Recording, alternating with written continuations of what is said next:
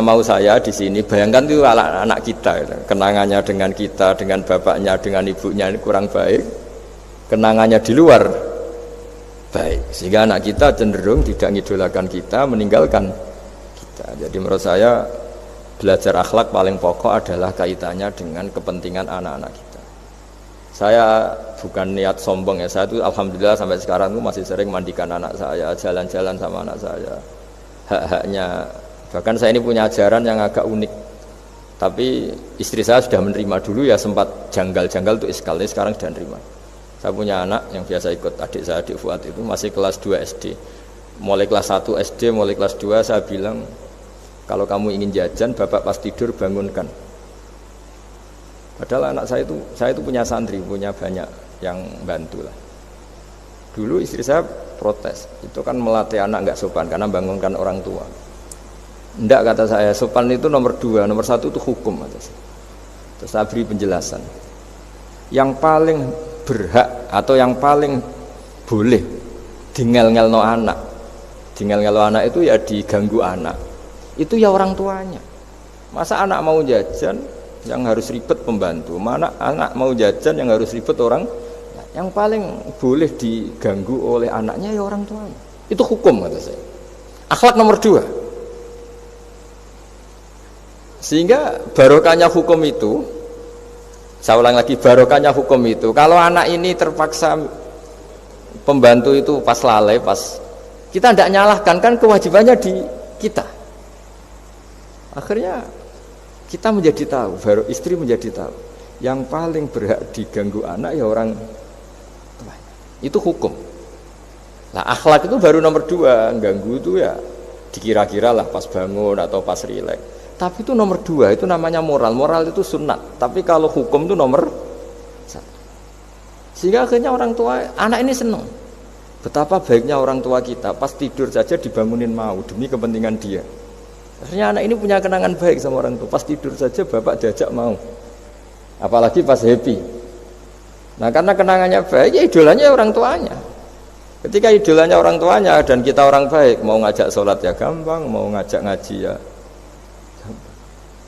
Bayangkan kalau kenangannya dia dimintai uang nggak boleh, bentak, salah jam kayak atau salah jadwal atau apa, salah momentum. Masa anak kecil diwalate salah pakai momentum, pakai apa ini. Nah, ketika kita ngangkon belajar sudah susah karena kenangannya tidak baik. Jadi kunci daripada ini, makanya saya bilang berkali-kali. Oke, kita belajar akhlak, belajar moral, tapi nomor 1 itu hukum. Saya ulang lagi, hukum. Karena agama ini ciri khasnya itu hukum. Hukum itu ketentuan. Jadi aturan Islam itu detail. Misalnya saya belum haji, ya sudah. Sebagian harta saya jatah untuk haji itu sudah tidak milik saya, harus dianggap miliknya haji. Sehingga kalau saya meninggal setiap saat, yang boleh diwaris oleh anak cucu saya hanya yang melebihi dari biaya haji. Makanya di Indonesia disebut gaji amanat. Gaji amanat itu orang yang sebetulnya sudah mampu haji tapi tidak kober haji. Itu kalau sudah meninggal harus ada jatah haji yang dianggarkan untuk haji apa? Amanat. Baru sisanya boleh waris. Karena ini hukum. Lah nanti di akhirat juga Allah pakai hukum. Kalau ada anak enggak sholat, yang pertama disalahkan orang tuanya. Kenapa ini tidak sholat? Semua kesalahan anak-anak kita adalah dibebankan ke kita. Ya, jadi saya mohon cerita-cerita akhlak ini jangan sampai hanya nyuwun sewu moral dengan arti kenyamanan sosial, tapi kembalikan ke Allah dan apa? Rasul. Sehingga ini yang terakhir saya cerita hadis yang populer sekali. Ada 3 hadis yang populer dan ini sampean semua pasti hafal. Maka na yu'minu billahi wal yaumil akhir falyukrim jarahu. Terus ada yang falyukrim dhaifahu. Terus yang ketiga falyakul khairan aw liyasmut. Berkata baik atau kalau enggak bisa berkata baik ya apa dia. Nah, itu uniknya Islam itu apa, Mas Dwi? Uniknya Islam itu tidak pernah membolehkan umatnya terdikte oleh sosial, Mas Andri, enggak boleh. Tapi hanya terdikte oleh ketentuan Allah dan Rasul. Jadi Allah cara ngendikan, kalau kamu iman kepada Allah dan Rasul. Iman kepada Allah artinya apa? Allah memerintahkan kita berbuat baik sama tetangga, sama tamu. maka lakukan itu. Sekali tidak demi Allah dan Rasul, berarti Anda didikte oleh hukum sosial. Kalau tetangga baik ya kita baik, kalau dia buruk ya kita ikut buruk. Itu artinya apa? Kita tidak didikte oleh hukum Allah dan Rasul, tapi didikte oleh hukum apa? Sosial.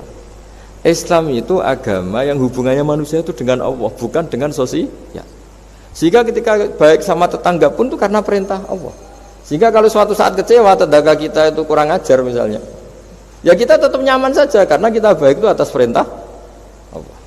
Makanya masyhur di kalangan ahli hadis ada dawuh Nabi, la takunu imma'atan taquluna in ahsanan nas ahsanna wa in dzalamuna dzalamna. Kamu jangan jadi orang yang didikte sosial, kalau orang baik kamu baik, kalau orang buruk kamu ikut buruk. Itu namanya orang yang enggak punya prinsip. Tapi walakin wattinu anfusakum, kata Rasulullah, kuatkan prinsip kamu, jika manusia baik kamu akan baik, dan manusia ketika buruk kamu pun tetap ingin baik. Nah, dengan demikian itu berarti kebaikan kami itu atas perintahnya Allah dan Rasul, bukan atas nama sosial. Sehingga misalnya ada orang birrul walidain, ibunya bawaannya cerewet, mbahnya cerewet, ya tetap baik. Tapi kalau kamu didikte sosial, sekali ibu kamu bawel, dah males lah ketemu ibu bawel. Nah, ini berarti kamu belum didikte Allah dan Rasul, tapi didikte itu hukum apa? Sosial. Sehingga untuk menutup mauidhah ini, saya sering cerita di mana-mana, di kitab Ihya itu ada cerita, ada seorang pemuda yang kurang ajar sekali itu. Ada kiai dipanggil, Pak Yai silahkan ke rumah saya. Ya kira-kira cara sekarang mungkin 500 meter datang. Setelah sampai depan rumahnya, sudah Pak Yai saya tidak punya kebutuhan sama kamu.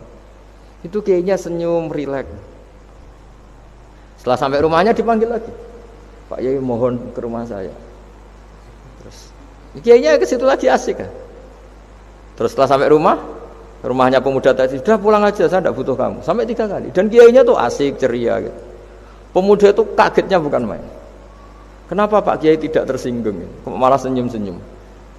Jong kata orang Jawa ini. Ini cerita di Ihya. Saya tuh senang sekali nuruti perintah Allah. Allah menghentikan saya disuruh hormat tetangga. Lah kamu tetangga saya. Dan saya alhamdulillah bisa nuruti karep kamu. Disuruh ke kamu, saya ke kamu. Dan sekarang karep kamu saya pulang, ya saya pulang. Syukur sekali hari ini saya bisa nuruti perintah Allah sampai 3 kali. Nangis pemuda itu. Loh kalau kamu kan mau tampar, ini kan pelecehan. Itu kan kurang ajar betul kiai digambar. Tapi wali-wali itu enggak berpikirannya tidak seperti itu. Kalau kamu tidak wali ya memang aneh pikiran itu, tapi yang benar ya itu. Nah, jadi lewat ngaji ini saya mohon dah semua teman-teman yang di BI maupun seluruh kita, akhlak itu nomor 1. Dengan makna tapi setelah kepastian hukum. Setelah kepastian hukum. Jadi misalnya senyum itu sunat karena kita merayu mitra bisnis untuk bisnis yang halal. Tapi kalau bisnis kita bodong, ya semua orang yang ingin nipu kan ya pasti senyum lah. Berarti yang pahalanya besar ya orang-orang penipu, karena senyumnya lebih sering timbang yang enggak nipu. Jadi artinya akhlak itu menemukan momentum sebagai ibadah setelah ada kepastian hukum halalnya. Tapi kalau nggak ada kepastian hukum halalnya, ya ini senyum itu dievaluasi tadi. Misalnya orang ngerayu juga harus senyum, orang nipu juga harus senyum. Ini yang mungkin banyak diabaikan. Saya kira demikian dan mohon maaf karena sebetulnya kalau andekan tadi jalannya normal mungkin saya agak terlambat. Itu kan banyak lubang-lubang karena itu biasanya kan karena hujan ya. Tapi ya saya suka tetap terlambat biar keren pernah nunggu kiai. Jadi kalau dalam teori agama itu sama kok. Sholat Nabi itu pernah sholat isya itu setengah 3 dini hari. Sahabat biasanya kan beliau suka awal waktu.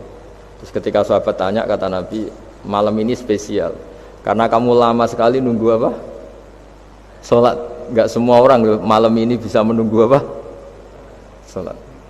Jadi artinya bawaannya itu nunggu kebaikan. Jadi di antara trik atau resep husnul khotimah, ya ini sebagai penutup ngaji, resep husnul khotimah itu innallaha ta'ala yubahi malaikatahu, Allah membanggakan kita, yubahi bikum malaikatahu, Allah bangga dengan kita. Di antaranya apa Mas Andri? Umatnya Rasulullah SAW itu kalau habis subuh ditanya, ngapain kamu hidup? Nunggu sholat duhur. Ngapain kamu hidup setelah sholat duhur, nunggu sholat asar? Sehingga kita ini menunaikan fardu yang diwajibkan Allah dan menunggu datangnya fardu yang lain. Jadi orientasi kita fahijratuhu ilallah wa rasuli. Tapi kalau kita orientasinya mapan, kenapa kamu hidup? Saya mau mati setelah mapan, saya mau mati setelah jabat. Ini kan berarti perjalanan kamu ilad dunya, orientasi kamu dunia. Faman kana hijratu ilad dunya aw imra'atin yang kihuwa fa hijratuhu ila ma hajara ilaih. Tapi kalau kamu niatnya, kenapa kamu berani hidup? Supaya bisa sholat, supaya bisa ibadah. Berarti perjalanan kamu hanya menuju Allah dan Rasul. Jadi sehingga di antara alamat husnul khotimah adalah orang setiap sudah melakukan satu kebaikan berani hidup karena berharap bisa melakukan kebaikan yang lain. Jadi dari satu kebaikan rutenya menuju kebaikan yang lain. Ya, saya kira demikian dan mohon maaf. Assalamualaikum warahmatullahi wabarakatuh.